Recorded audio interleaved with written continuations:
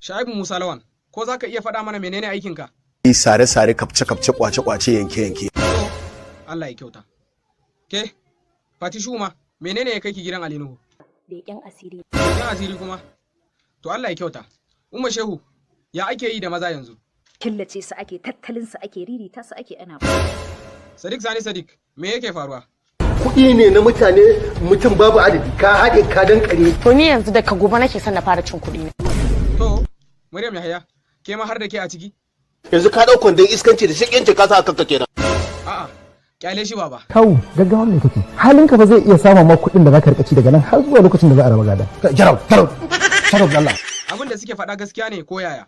Ni dai na san ba zan taɓa muku ƙarya ba. A da ba. Duk bala'in da za ku yi Allah sai dai ku duk haukar da kuke kallon ku nake. Na fi kuɗin yanka kai da yake yaro ne baka san illar kuɗin gado ba. Kamar wuta